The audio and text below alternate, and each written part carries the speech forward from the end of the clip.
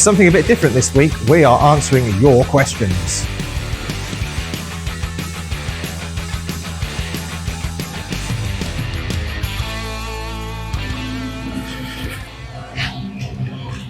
Oh, it's warm, isn't it? It's warm.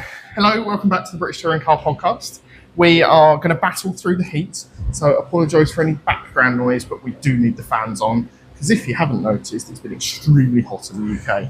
We've always said this podcast is by the fans, for the fans. We've got three of them in front of us today. Yeah, we've got three of them in front of us today. So yeah, we thought we'd bring you to somewhere different. This is where I work. It's in the workshop, and we're going to go through questions and answers which you have posed to us. We put a Facebook and Instagram post out, a couple of weeks ago now? We did, yep. And we've been really pleased with the response. Thank you for all the questions that you've sent in, and we're probably actually going to have to break this into two sections. We are. So this is part one of a two-part series. We'll record the second part probably in a slightly different location and cooler, when it's not as hot. We have been wanting to do this a little bit sooner, but as you'll all be aware, the UK has had a heat wave this week of consecutive days over 35 degrees, which is not conducive to recording, unless your name is Gary Lineker. Well, yeah, unless you're Gary Lineker, I'd have podcast offices, which we do not. Yes, so, yeah, we've decided this is the coolest of the days we've got, and we're going to crack on with it, with your questions answered. Yeah, so we've got a mix of more serious questions and more fun ones. We're going to intersperse them together and try and keep it fairly light-hearted. But there are plenty of things that you want our opinion on, so we're going to give them to you. Right, we'll start off then with Paul, who asks us, do you see the sport gradually declining, or is there hope for the future? We'll start off on a positive note. That would be me then. Yeah, I always hope for growth and development, but I understand that within sport there's going to be plateaus and possibly even dips, and we've seen that throughout the touring cars across the years. We had the sort of like early 2000s where we only had one, maybe two manufacturers, and we had maybe 6 cars for that manufacturer. And it all looked a little bit bleak, especially coming after the Super Touring era. But I do think certainly, probably 2008 to maybe 2015, we had a really good, strong touring car series with the amount of manufacturers, the amount of independents, the amount of different drivers that we had coming in and through the sport. Not necessarily all of them staying for a long amount of time. But I think we've had good variation, and we're coming more into a plateau at the moment, I would say, especially with how the grid's looking. We're levelling out to more of a 20 to 24 car grid. Some might say more quality, and Alan Gow would say more quality. Others may say less opportunities for other people. It's really difficult to define what success is within touring cars, in my opinion anyway. I don't know whether that's the same for you. Yeah, so I think that all sports has peaks and troughs. Like we've seen it this year with football. Unless you're an Arsenal fan, you've probably found the Premier League quite dull this year at the top because it's been a different way of doing it. We've had peaks and troughs in F1, you see it in NBA. We both follow a lot of sports, yes. And I think it's fair to say we both see peaks and troughs in the sports. Definitely. I think we are in a bit of a trough at the minute, and I think that basically comes down to that, in my opinion, they got the regulations wrong over the last couple of years. They went down the hybrid route, it didn't work, they binned it after a couple of seasons. But of course, what that doesn't cover is, okay, it's not as simple as ripping the thing out and chuck it in the bin. That costs a lot of money. That set a lot of teams back having to find extra funds to run a system that only worked for a couple of years. And that puts manufacturers off, that puts sponsors off, that puts drivers off. It's independents off as exactly, well. It's big budget outlays, and if you're going to change and intersperse changes throughout season after season rather than keeping some sort of consistency, then you're going to struggle to keep some manufacturers and even independents within the sport. I think the other problem they have is that they're always trying to copy F1, and for good reason. F1 is the biggest motorsport series in the world. However, they always seem to be that 2 steps behind and done on perhaps the cheap. So I'm thinking about the On the Limit series, which I think is very good, but it's hidden away on YouTube, and not everybody is comfortable using YouTube or accesses YouTube, or would think of an evening, I'm going to sit down and watch YouTube. Why is it not being shown on ITV, particularly in this summer break? It would be perfect to have that on a Sunday morning for the next 6-7 weeks while we have no touring cars to watch. One thing I certainly think is that Gal, he needs to expand his horizons. He seems very narrow-minded in the way that he thinks of the way to develop things, especially around the sport, not necessarily within the sport.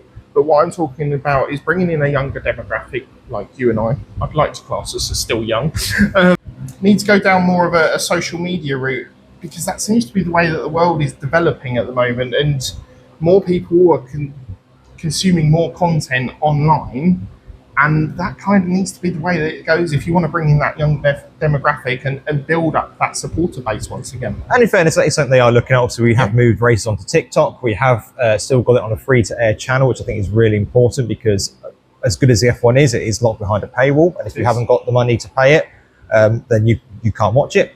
And they are also doing a lot more of Instagram sort of fun driver content this year, which I think is hitting well with trying to get the younger demographic in. The biggest problem I've got there, though, is there's no point bringing the younger demographic in on the fan side if you can't bring through the next generation drivers. And that is where the sport is really struggling at the minute because we haven't got a junior series. We haven't had one for now 3 seasons. Yeah. There is question marks over how effective the new one will be, of course, because it's brand new to the sport. And you think about it, the grid is not a particularly young grid anymore. It's Dexter and Darrell will be the youngest on the grid, I think. And after that, it's fairly... I'm not saying it's an old grid, but we've not got the same conveyor belt of youth coming through that we used to. And I think part of that is the decline of teams like Team Hard, who would bring through the scholarships. Part of it is the costs. Most 18-year-olds who are racing at the minute, it may be Fiestas, can't get a budget to come together to the touring cars. So they're going to other routes. They're going to TCR, they're going to GT. And it always blows my mind that to race a McLaren is cheaper than racing a touring car. That is, I mean, I'm talking about GT, not in F1. Motorsport's always been expensive, but I think until we look at ways that we can reduce that cost and try and bring in the next generation of fan and driver, the sport is in a bit of trouble.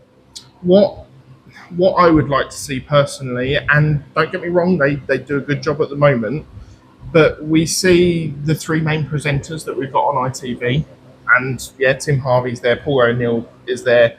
They have been in the sport, but they've been out of the driver's seat for a long while.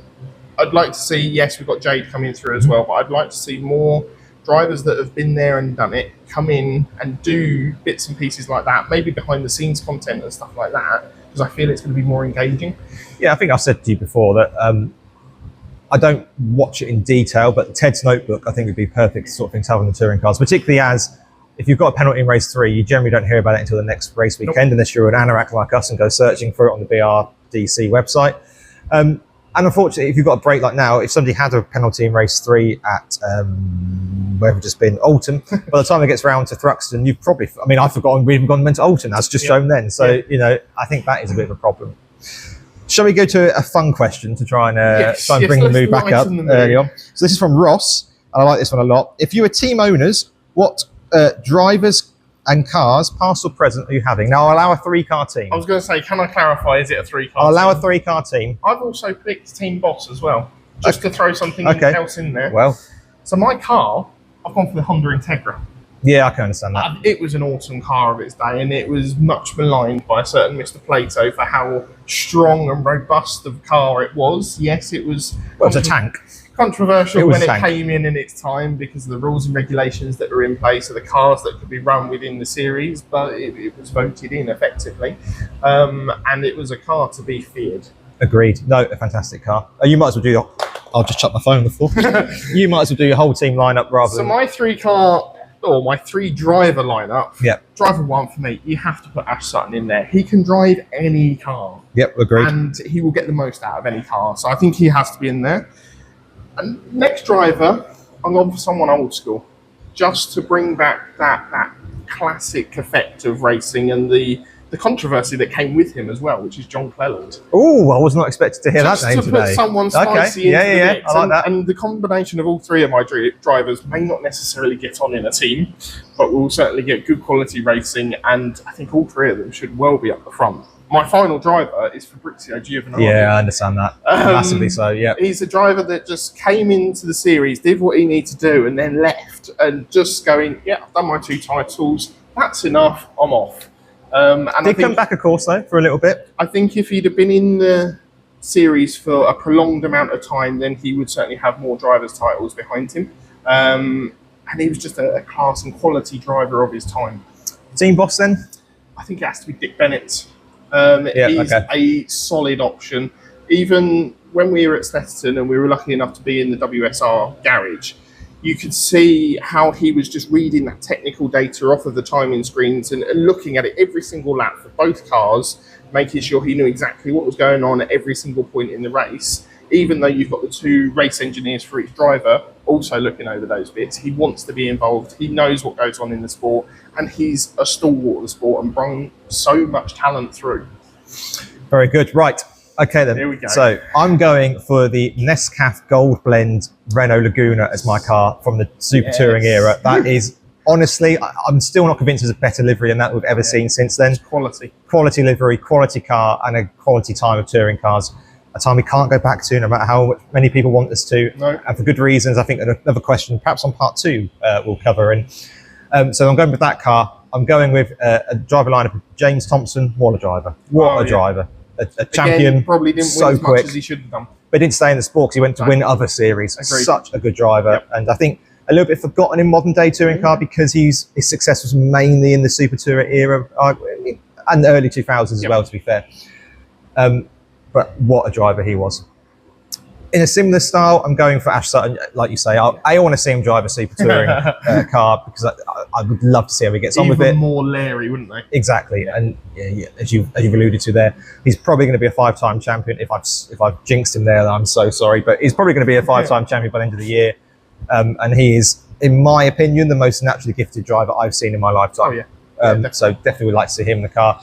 And I suppose to relive old memories, it would be Plato as the third driver to put him back in that car, and maybe see if he could get another title, because he should have more than the 2 he has. Yeah, he should, but he was always foot to the floor, take all risk necessary, or more than necessary sometimes, to try and win outright. And we've already said before, that's why he hasn't won as much, or as many titles anyway, as he probably should have done. And if I was going to go for a team boss, which I'll go for the late, great Steve Neal. Kept that Dynamics team together for a very long period, made it an incredibly successful racing team. And they were a force to be reckoned with in every era they drove in the series. So Steve Neal for me as the team boss. So the next question comes from David. He asks, can the BTCC survive in its current form?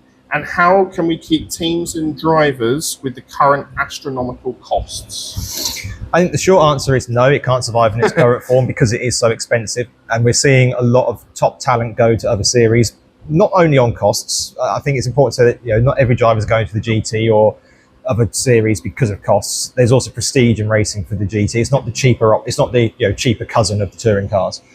But I also think that if you are a driver who's got to raise funds, it gets, I think we've perhaps seen to Colin Turkington, there gets a point where you think, what is the point of me raising so much money just to go racing in a series that doesn't have any prize money, doesn't have any benefit really to the driver other than personal pride and honour?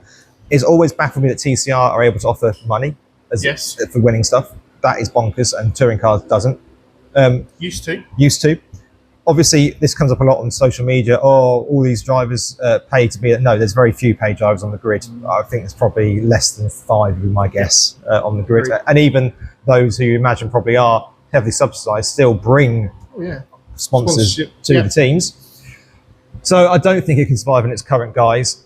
I don't know what the answers are because it just feels like it's getting more and more and more expensive. Obviously, this year we've got rid of the hybrid and that saves some money. Obviously, we're looking at synthetic fuels. That's not cheap. But there's got to be a way of raising... A lot of money goes into the sport, so there's got to be a way of making money go into the teams. Another question that is very along a similar lines to that was also from Gary. So he says, with Collard, Proctor and Lloyd in recent seasons struggling to fund their drive, and we've seen this with a lot of independent drivers, how could we halve the cost of competing without damaging the prestige of the championship? I think as the format stands at the moment, if it stays the same for too long, it can feel stagnated. So I can understand why after maybe a 5-year period, you try and change things up just a little bit. But I would say that in recent seasons, we've had too many changes too quickly. Yes, I agree with you on that. Whether that's just format or, as you say, bringing the hybrid in, going, we've done that now, and then kicking it out after 3 seasons. We got to a stage where hybrid was working pretty much. And I can see from both sides of the fence, basically, yes, it's a very expensive thing to have in there, but they're also trying to look at more economical ways of trying to run the cars and run the championship. They need to keep sort of like a core nucleus as to what the touring cars is. So yes, it's a saloon car championship. Yes, we race around the certain tracks that we have around the UK. I'd quite like to see the formats across a weekend changed up sometimes.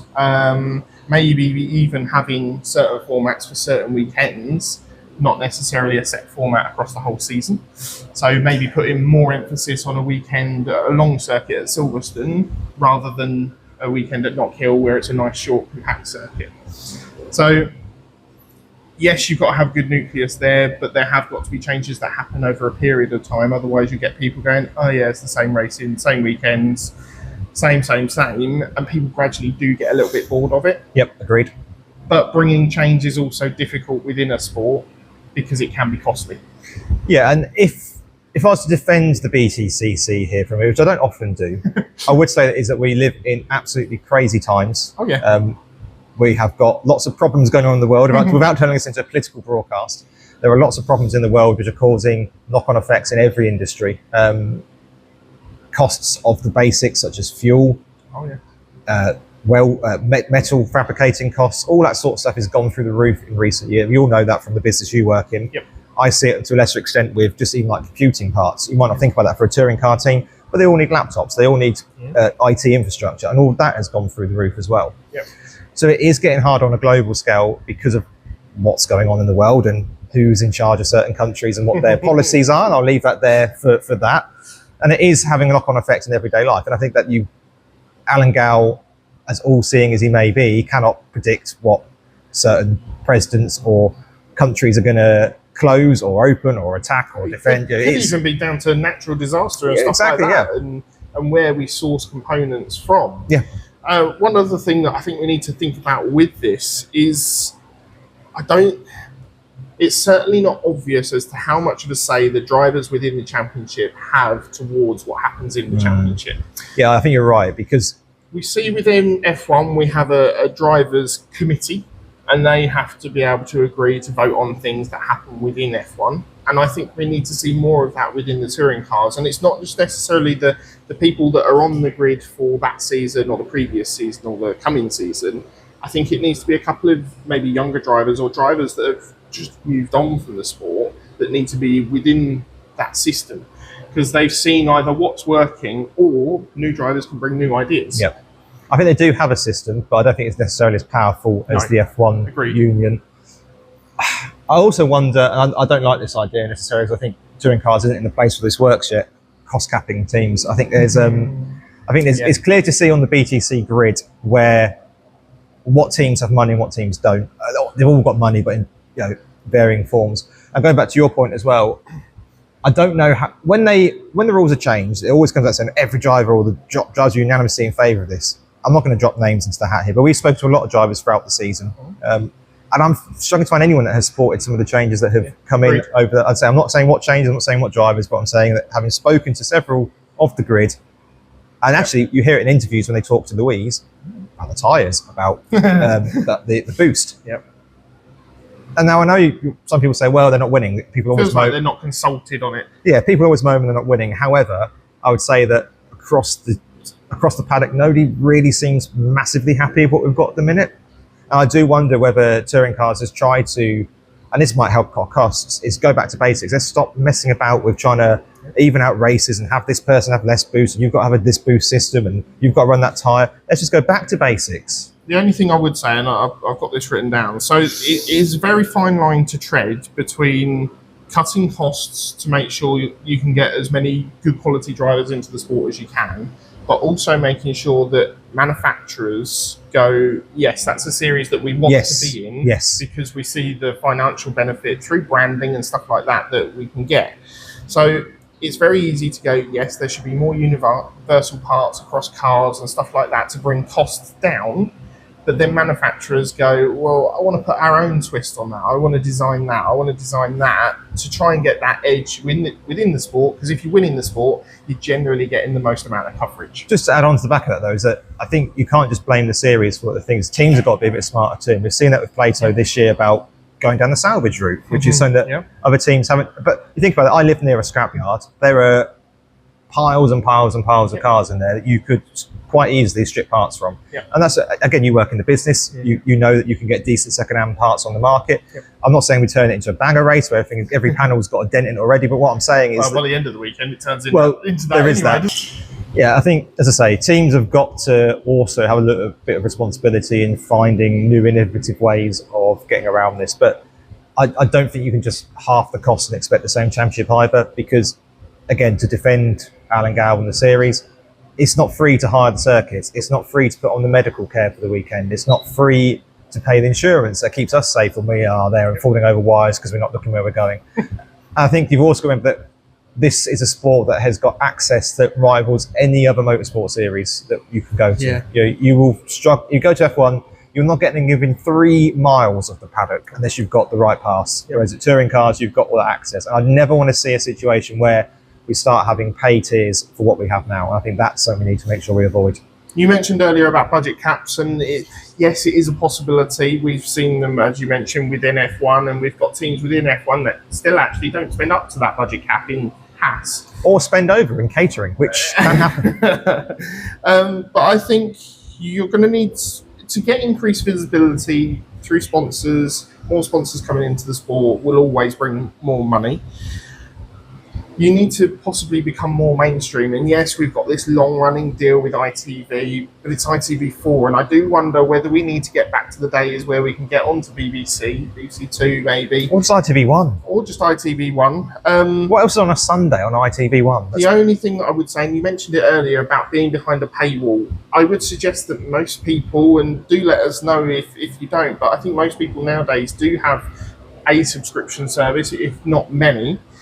Whether that be Netflix. Well, you say that, but I'm thinking of your mum straight away. I know. Who would struggle to watch it if we went behind that. But if you're if you're moving it towards a paywall and something like Netflix, I think you'll still get a good amount of numbers viewing. You'll then have... I'm not sure. No? I'm not sure. Okay.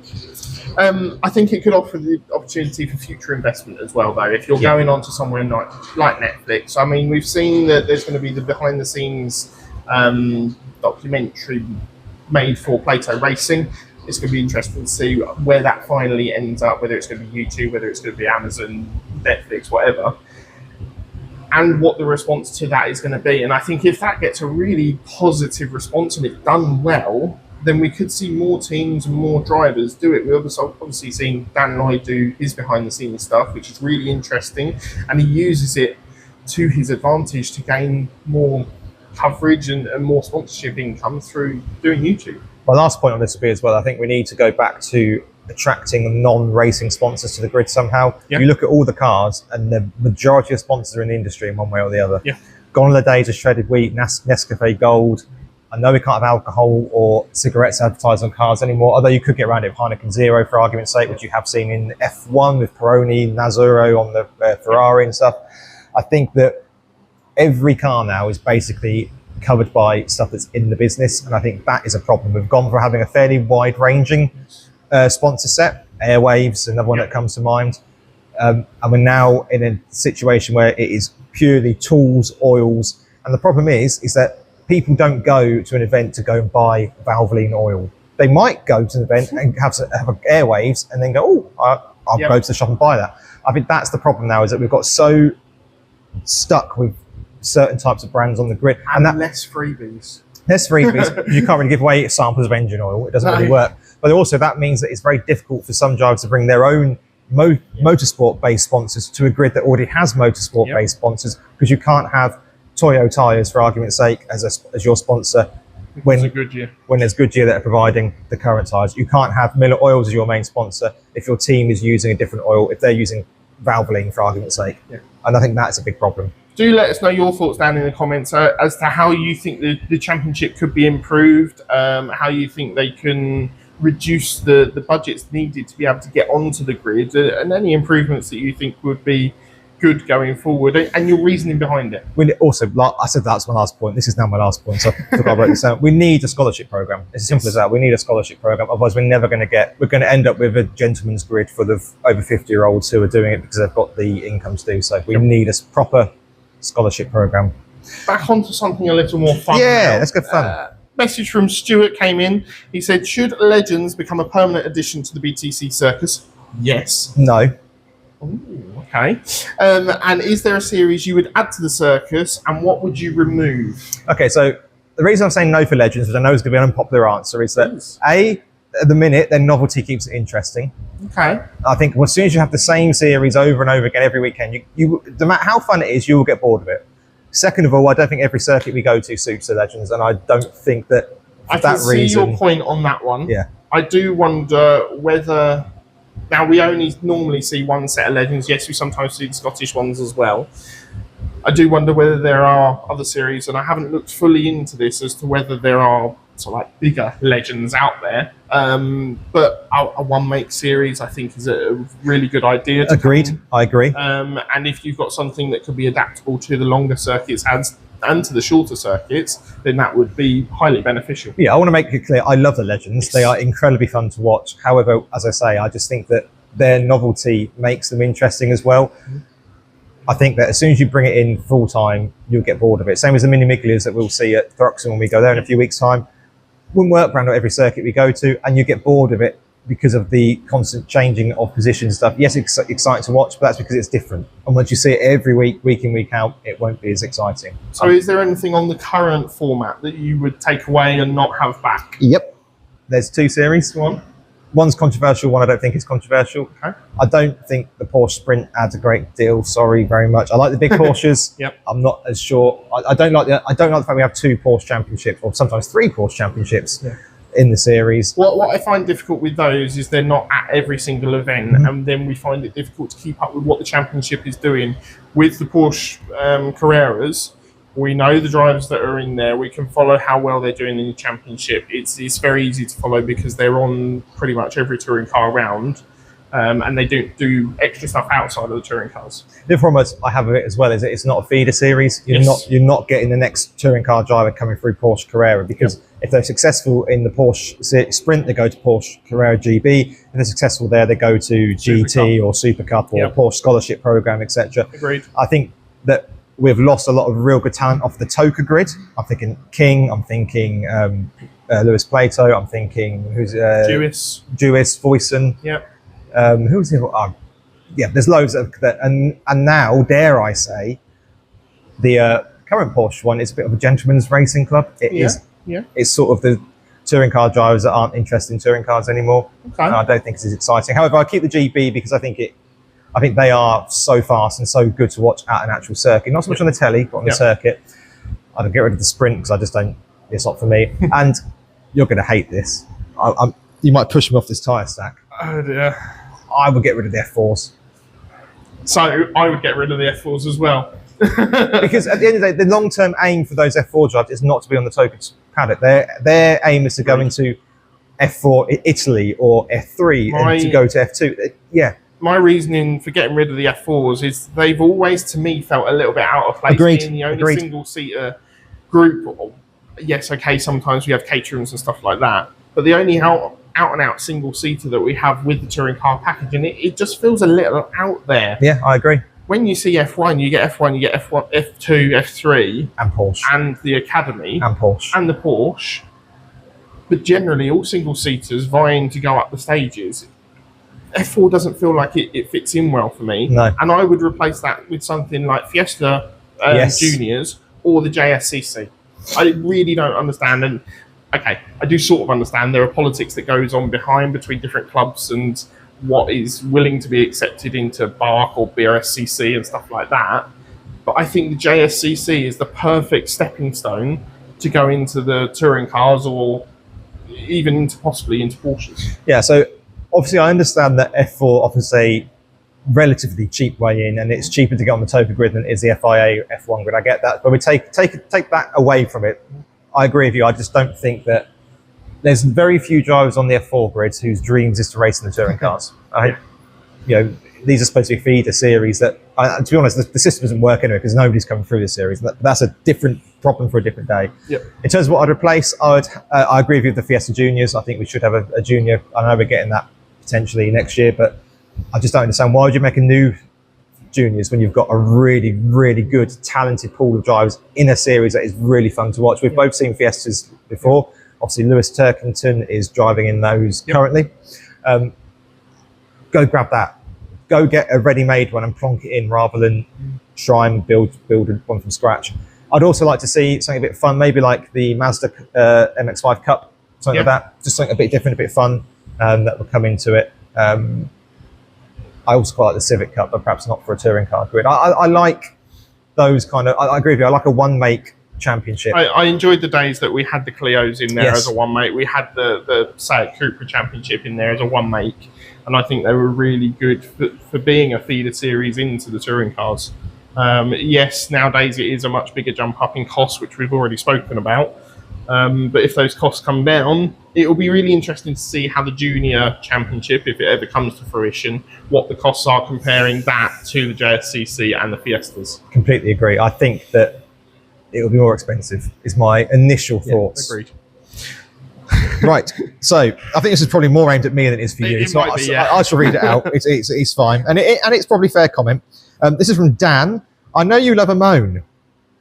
For some positivity and fun, what are your top 5 things that you think the series gets right? And actually, I think it is important that we do stop and look at what the positives of the sport are. It's always easier to be moaning than it is to be grateful or to be positive, particularly for me as a fairly negative person. Did you struggle to find 5 things? I did not struggle to find 5 things. No, I did not struggle to find 5 things. So would you like to, should we go one? Yeah, that's absolutely fine. First thing first is generally we get close racing throughout the whole field. Whether it's, okay, if we do have 2 drivers like we've got Sutton and Ingram, who seem to be that class above the rest, they're still normally fighting each other rather than one of them just running off in the distance and winning every single weekend.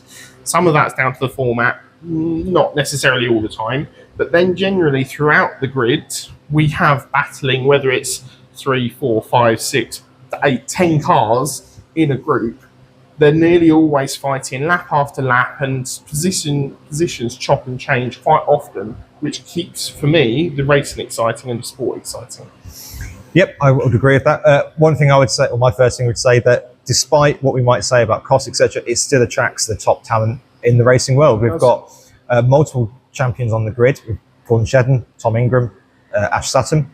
We've got Jason Plater coming back to the series with a brand new team. You've got Carosa and Spencer Aldridge over Napa and Accelerate as 2 top what's their job? Engineers, that's the word, thank you. 2 top engineers in their field. So much so that Spencer's doing some work with the Ferrari GT team. Out to do elsewhere around the world. Yeah, and I think that whatever you might say about, it's too difficult to enter, etc., you are still seeing top quality names and drivers. Even if you take away those elite levels, look at your Dan Carriages, your Ricky Collards, your Tom Chiltons. There is still a lot of brilliant talent in this series, and there's a lot of drivers coming through. I know I've been a bit moany on this episode about not having enough talent coming through, and I still stand by that, but there is young talent on the grid as well. Charles Rainford, Darryl De Leon, Dexter Patterson, 3, Mikey Doble, 4 really, really fairly new drivers to the sport who have taken to it like a duck to water and adding such value to the series. My next one, I would say, and this is more for current BTCC, and we've seen struggles with this in the past, is we have still big manufacturers. We've got Mercedes, we've got Hyundai, we've got Ford, we've got Toyota. We've got big name brands there that are willing to invest their time and their money into this sport. Yes, it could always be better, but remember, it has been a lot worse before. Oh, it has. And so I think we're in a period now where, yes, we've got a nice mix of cars. Yes, they're all moving towards the saloon because they're finding the fastest way to build their race cars. They're suiting these regs. Exactly. Different shapes suit different regs. But we could always see more manufacturers. We could see BMW come back as a manufacturer, Audi, Renault, you name it. There's a saloon car generally out there that you could probably plonk into a touring car format.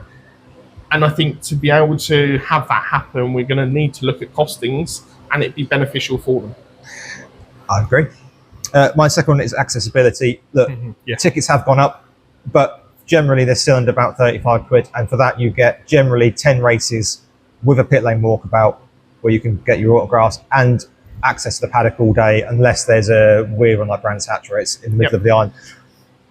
The access fans get straight onto the barriers around the circuit to watch the racing up close, getting to bump into your driver at any point throughout the day, and generally they're happy to, this has been involved in something, generally they're happy to stop and have a quick word, a selfie, an autograph, etc., etc. Go try that in F1. If you're going to Silverstone this year and you've just got a standard ticket, go see how close you can get to the F1 in a circle. Go see if you can get Lewis Hamilton to stop for autograph or a selfie. And that's not saying Lewis Hamilton's horrible and won't do it. I'm saying is that if you want to get to that kind of action of a sport, You're spending thousands. you spend the thousands. Yep. And touring cars has kept the fan at the heart of what it does. I think it's got some things wrong with the fans. I wouldn't say they're perfect, but I think that for that access, the fact you can go to, and I always say it, I said it after we went back after lockdown, the smell of a touring car event, because you're that close, you can smell the engine oil, the gearbox oil, the fuel, the burning rubber. That is something, and it's also free to watch on the telly as well. One thing I'm also going to take from that, because that was actually my next point, was costs for the fans, is you go to any other event, not just necessarily motorsport, you go to a concert, that's what, 3-4 hours, Yep. and you're spending hundreds of pounds, rather than spending, okay, between 40 and 50 quid for a day for the ticket. Yes, okay, there are extra costs involved, but you can reduce that by taking your own packed lunch and Own beer. exactly own bits and pieces, whereas you can't do that necessarily with a concert, can you? Good luck trying to get Exactly. a 12 pack of Buzz It's not through, just looking at the comparable events within motorsport, it's looking at comparable events within the UK. It's actually a really cost-efficient way of entertaining the family for the day. Remember, under 13s go for free. Yeah, I completely agree. My next point is that, is this right? I don't really know. Longevity. Lots of motorsports have died away. They've started up and they've never really ever got anywhere. Dare I say that a few years ago, TCR were going to be the next big thing, and I think they've been semi-successful, but they haven't taken the touring car crown as the premier tin top series of the UK, in my opinion. Other opinions may vary. And I think that you're looking at a sport that has been here since the 60s. Yeah. Certainly predates our time. And it's still existing today. It's still getting fans wanting to flock to the circuits every time it's in town. It's still getting people turning it into the telly. We go all over the country to watch it. Yep. We started a blooming podcast about it. The longevity of the sport means that by its very definition, it's getting something right. Yeah. Well, you've already mentioned accessibility for the fan, which was another one of my points. So I'm going to go on to my final one now, which is the preparedness of the series. Generally, you'll come in and by April, May time, you've got the calendar for next season. You know where you're going to be going. Yes, okay, there is criticisms within that of being, it's the same calendar reproduced every single season. But you know where you're going. The tracks are familiar. Everyone kind of knows them. That's good and bad, but yeah. Good and bad, yes, I agree. But I would generally say that for genuine news stories, announcements, there is good correspondence between the series and the fans. Yes. Yes, it can always be better with regulations, certainly for the last couple of seasons and how they work and bits and pieces like that. But there's always going to be a learning curve when you're bringing in new bits and pieces for that.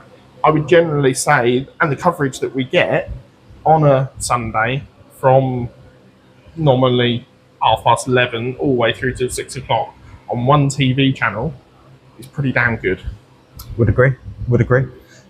My last point, it would be standard of a bit of driver in the series. Yes, there has been seasons where you've got a few drivers that aren't necessarily as competitive as the others. But look at this season. Nick Hamilton has already taken a Jack Sears over a win for the weekend. Yep, outright points as well.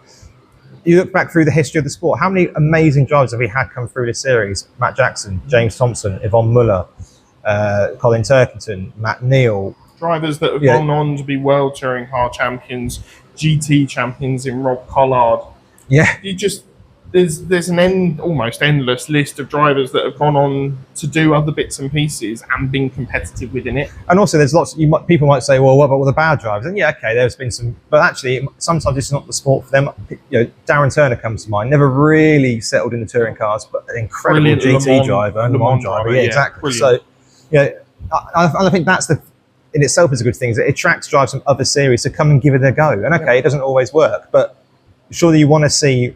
And actually, I think it just proves how hard and how competitive touring cars is that you can have a driver of Darren Turner's caliber, who still did all right in the touring cars, by the way, but that driver caliber comes in and struggles a little bit. And we've seen it with other drivers recently. Dare I say, look at what Dan Camish did in Formula Ford and in Porsches. And he came in, yes, he was very close to winning a championship. We won't talk about that too much for his sake. But we can see how in the last 3-4 seasons, he's really struggled to go and be there in that final moments of the championship to still be competing, because it shows the quality of the other drivers that he's trying to compete against. Absolutely. And I think that is a thing the touring cars does get right, is that it does attract top talent, and that top talent coming in and struggling is actually a good thing. It shows just how darn difficult this series is, and how good the drivers like Sutton, Shedden, Ingram are, that they are still getting results in this series. So then, possibly the most critical question of today. Is this the last one, is it? Not quite. Not quite. So it comes from Dan. He says, out of the both of you, who do you think would finish higher in a race? Running race or driving race? Because it's running, I'm definitely winning. Yes, driving race. I think you would probably have more speed than me. Okay. But I think you're more prone to making error by pushing too hard. Okay. I think I'm a little bit more. I think I'd be a little bit more careful, and perhaps therefore tortoise and hare situation. An approach. Yeah, I can see you getting. I can see if somebody nudged you behind, you get a bit angry, whereas I would probably not get as angry. I think most drivers would. I've seen you with road rage. Yeah, but I doubt I'm going to be cut up by an elderly woman in a Mazda who doesn't understand how a traffic light works. The only thing I would say is I think, just knowing our general driving styles as well, I would say I'm possibly slightly smoother, which sometimes accounts to a little bit more speed. It can do. I would say that when we play racing games, you're generally a bit quicker as well. That was my other point. To be fair. But then you're a bit nerdy and you'll spend hours looking online about how to set the car up. Yeah. I remember we did that F1 joint championship, which I was robbed of because the series broke down in the last race and I was disqualified for reasons that didn't make any sense.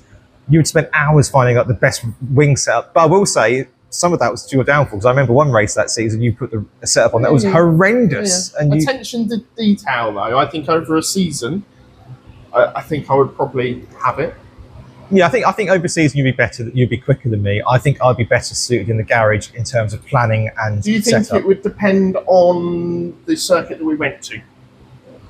So if you picked your favourite circuit on the touring car calendar, do you think you would come out on top? No, because I think I'd die and not kill. What I'm hearing here is that we should go go-karting and see who's quicker. Yeah, that's what I'm hearing here. Definitely. Oh dear, right. We've got, what, two more questions? Have we? One more question. One more question. And it is possibly the funniest. Oh, we're ending this part on a really funny note. Okay, go on then. Yes. So this comes actually from your other half. It does. Nadia.